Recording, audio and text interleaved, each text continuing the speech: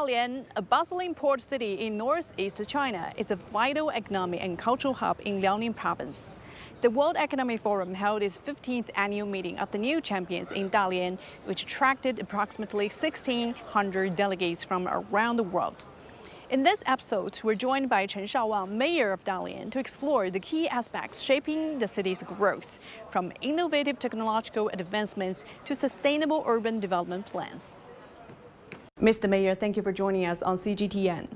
The theme of the 2024 Dalian Davos Forum is New Frontiers of Future Growth, which aligns with China's concept of developing new quality productive forces.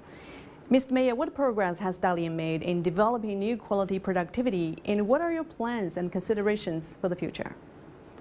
As President Xi Jinping emphasized, we should firmly focus on the primary task of high-quality development and develop new quality productive forces according to local conditions.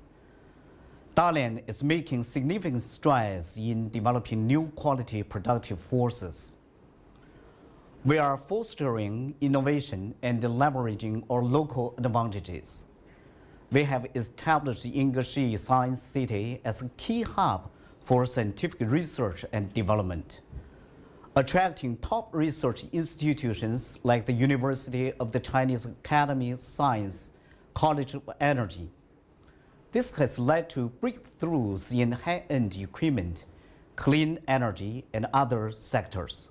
For instance, the large-ship crankshaft technology pioneered in Dalian is providing a game changer in the shipbuilding industry, and our methanol to olefin technology leads the field with a substantial production capacity. We are also transforming our industrial landscape by integrating advanced technologies. Our petrochemical industry is evolving into a food chain cluster, enhancing productivity and efficiency. In renewable energy, Dalian is at the cutting edge of the sector in China and in the world, with a diverse energy mix including wind, thermal, and nuclear power. In fact, non-fossil energy accounts for over 73% of our total power generation. In terms of battery technology, Dalian is a leader in vanadium redox and hydrogen energy technology.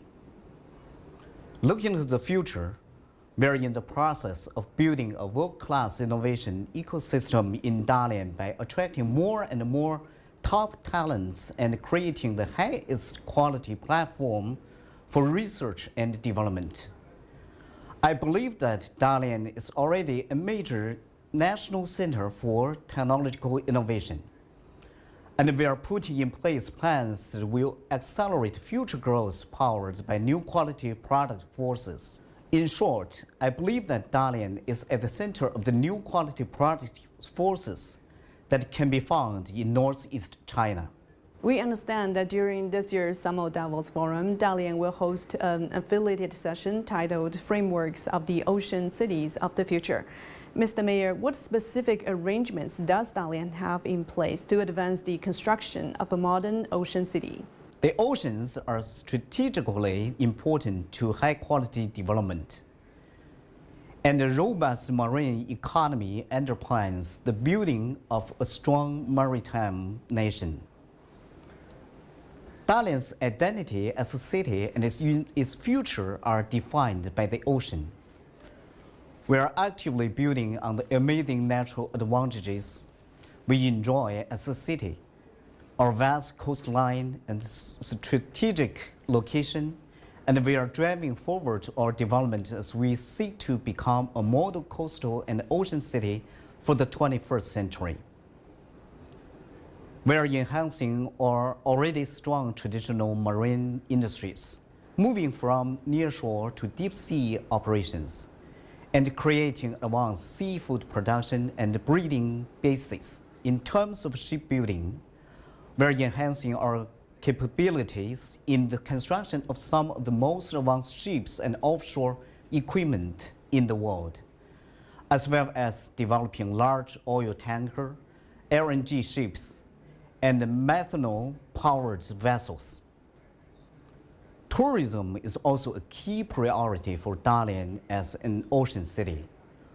We are upgrading coastal infrastructure to make Dalian a top destination for cruise ship travelers and those who enjoy traditional beach and coastal resort holidays. We are also focused on enhancing the Dalian sea tour experience. For an ocean city, a green vision is absolutely essential. We are advancing key projects in nuclear power, offshore wind, and photovoltaic energy, while developing green hydrogen and methanol production bases. Dalian will be one of the greenest ocean cities in the world in the coming decades. This year marks the 8th edition of the Summer Davos Forum held in Dalian, which also reflects Dalian's favorable business environment. Mr. Mayor, what specific measures and achievements does Dalian have in continuously optimizing its business environment? Creating a thriving business environment is like providing sunlight, rain, and fresh air. It's essential for growth. Dalian aims to be a model city that is attractive both locally and internationally. And to achieve that aim, we need to continue to focus on providing a stable, fair, and transparent business climate. Everything is based on comprehensive planning. Right after the Spring Festival, we launched the Dalian Business Environment Action Plan 5.0 at our Business Environment Conference. We introduced 62 measures to enhance our business climate and to ensure open communication between government and businesses. With nearly 7,000 officials who every day are providing personalized services to over 10,000 key projects and enterprises. As a result, new business registration in Dalian increased by 16% of the first 5 months of this year. Our city government is committed to efficiently supporting business and citizens. We promise to deliver what's needed quickly, using digital tools to make all processes easier. Our 12345 service hotline addresses business, tourism, and community needs promptly. With a unified online government service system, we made it possible to handle many administrative tasks seamlessly in Dalian. Having a transparent legal framework is also essential. The rule of law is vital for market stability and expectation, no matter where you go in the world, and Dalian is no exception. We enacted regulations to support the businesses. We established the Dalian Financial Court and launched the first free trade zone maritime court in Northeast China. Our Intellectual Property Protection Center ensures business can innovate without any worry about security of their IP. Dalian is recognized as a leader in China's efforts to comprehensively strengthen intellectual property protections.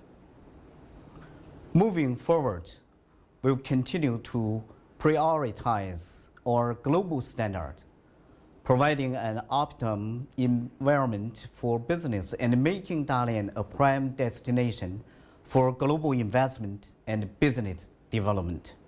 Mr. Mayor, as a hub of the Northeast Land Sea Corridor, how does Dalian plan to create a high-level frontier for international openness? And what new opportunities are there in cooperation with countries and regions along the Belt and Road?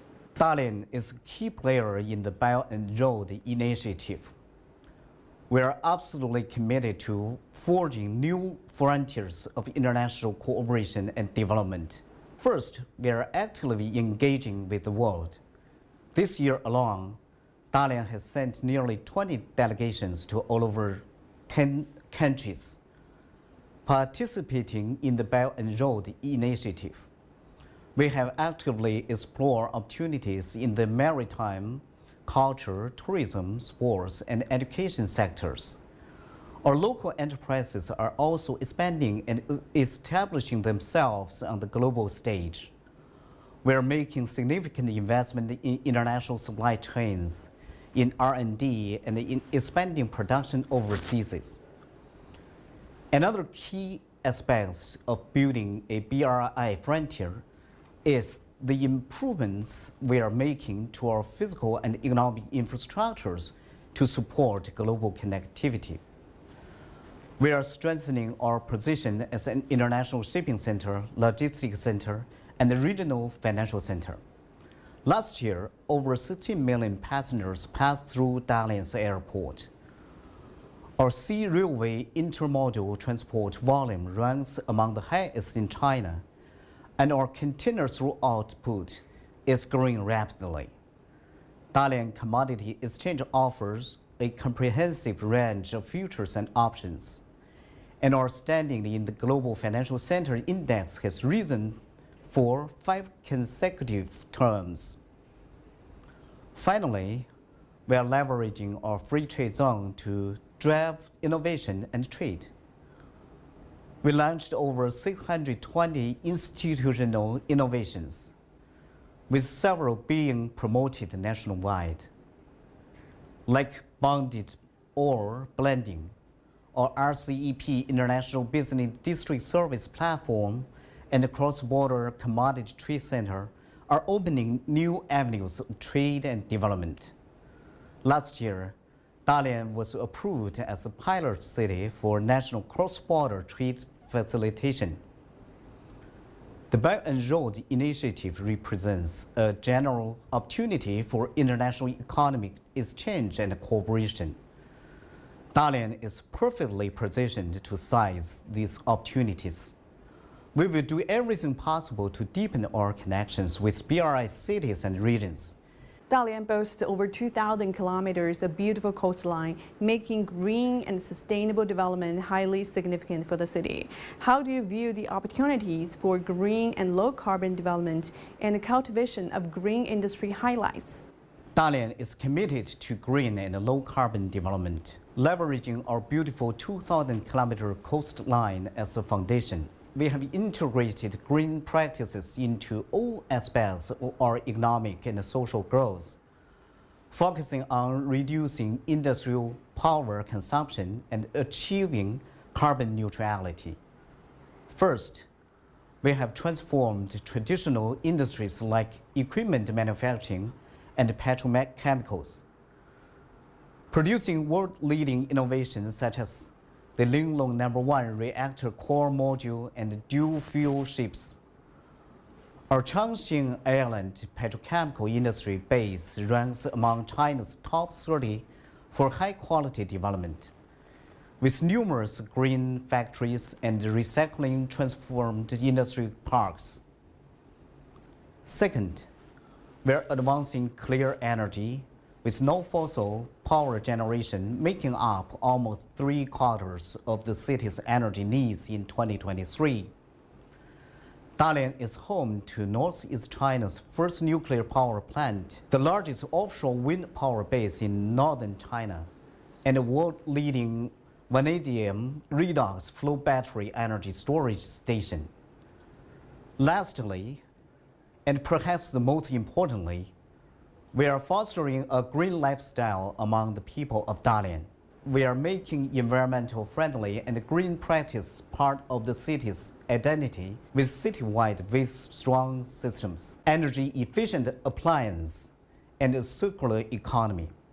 These efforts are bearing fruit, and it's clear that Dalian is becoming a benchmark for Chinese and international green and low-carbon cities. Mayor Chen Shaowang provided a detailed overview of Dalian's measures to optimize the business environment, showcasing Dalian's grand goal of becoming a model city with both domestic and international appeal.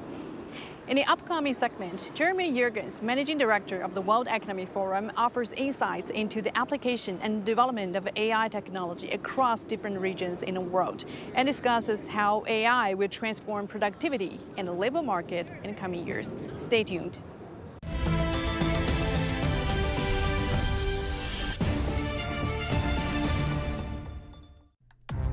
Charting the next frontiers for growth.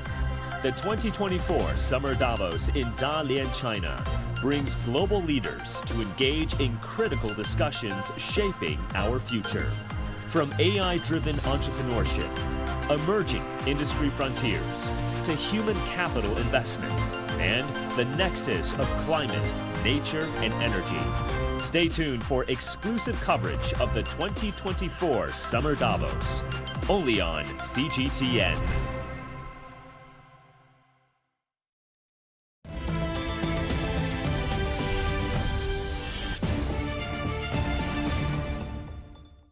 Jeremy, welcome to the program. So AI is all the hype right now. Have we, you think, opened Pandora's box when it comes to the advancement of artificial intelligence?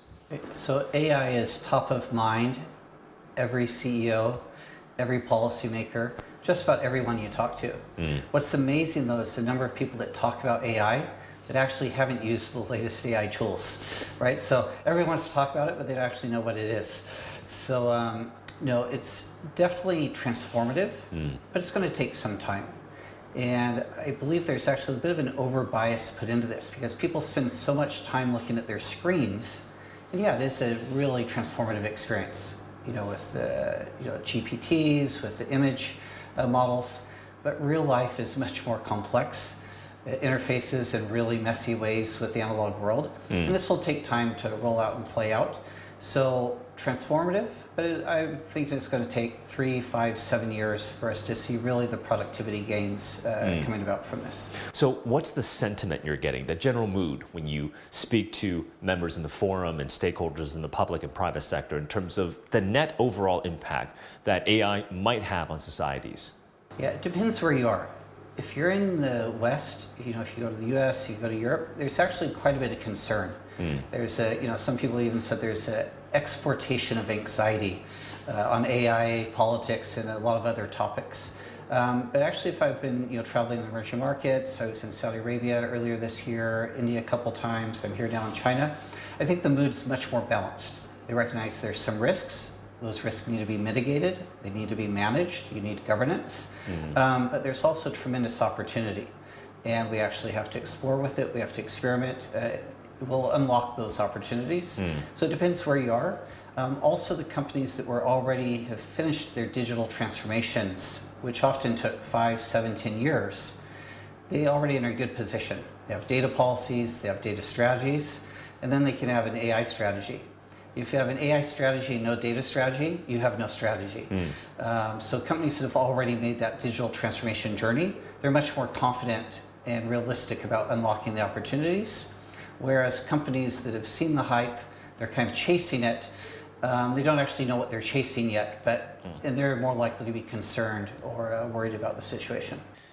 So like you mentioned, there are opportunities and of course risks to AI as well. Are we having enough conversations when it comes to the safety, the ethics of AI? Right, so the forum's established the AI Governance Alliance.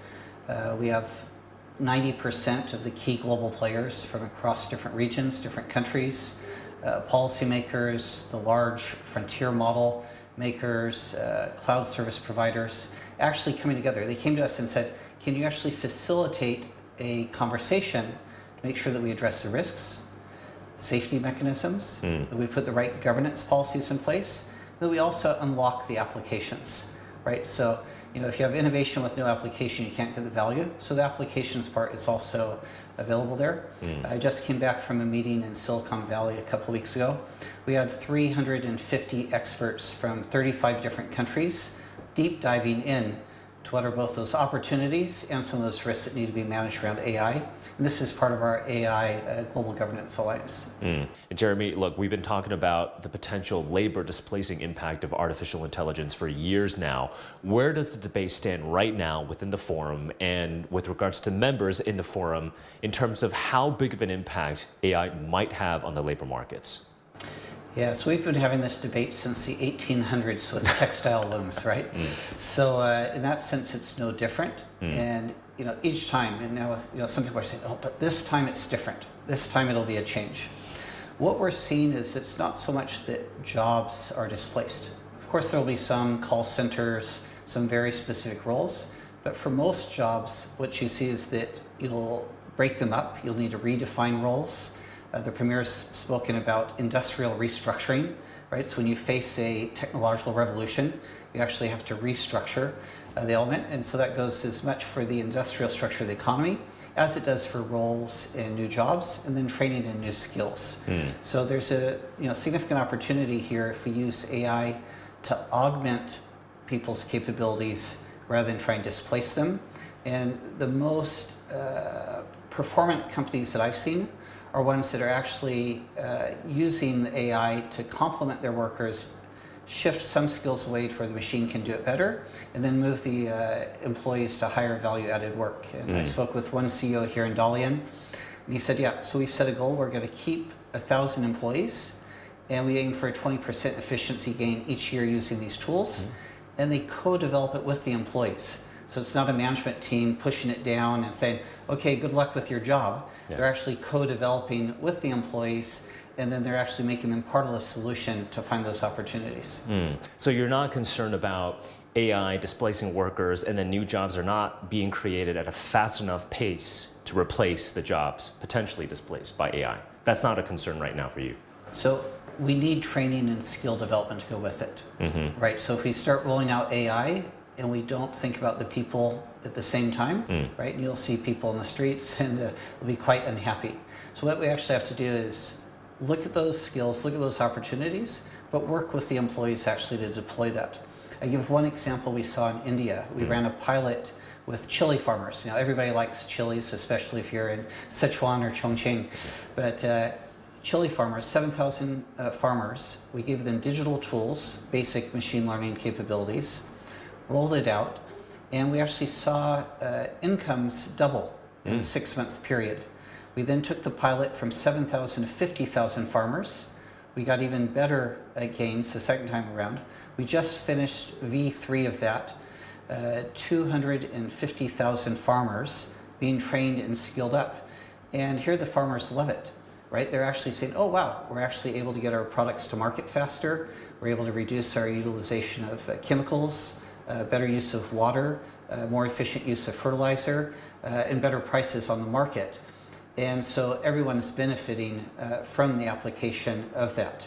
And what are your observations about China's AI ecosystem and overall innovation ecosystem?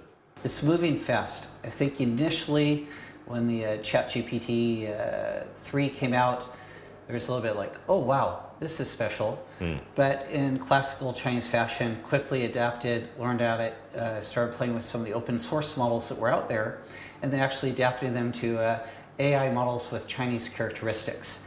And now what we see is actually innovation that's moving from China into the US and other markets. And we recently saw that a team in the US was actually copying the Chinese researchers with the AI model. So I think things are moving very quickly here. It's still early days. I think this is something that, although it feels there's a new announcement every couple days, this is be something that'll play out over several years. I think China's well positioned with the strong technical research backgrounds, strong mathematical backgrounds that people have. This is going to be a huge resource as we distribute AI into the economy overall.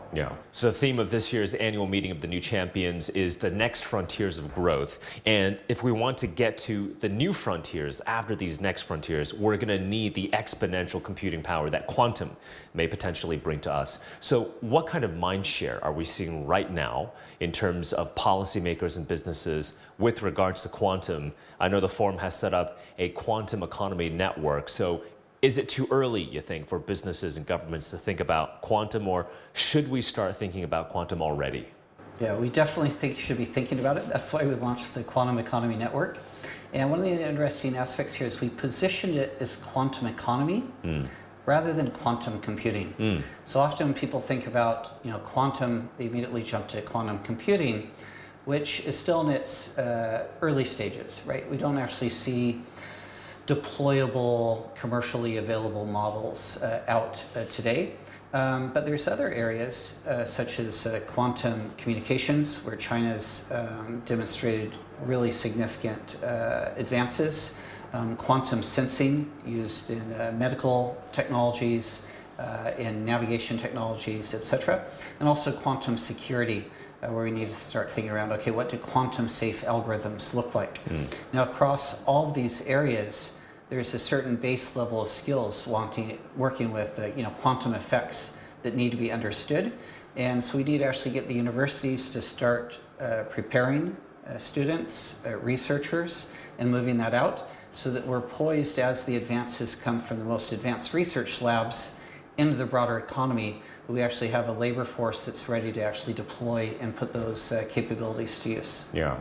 And Jeremy, what about the significance of artificial general intelligence? So AGI potentially defined as intelligence at the human level or even surpassing human level. You know, Sam Altman at the annual meeting in Davos saying that we are reasonably close-ish to artificial general intelligence. Elon Musk also saying earlier this year that by 2025, AI systems could be smarter than humans. So what do you think about AGI and its potential impact on societies? Yeah, this is a very difficult one. I think, there's first question, how do you define intelligence? It seems to be one of these goalposts that keeps moving along.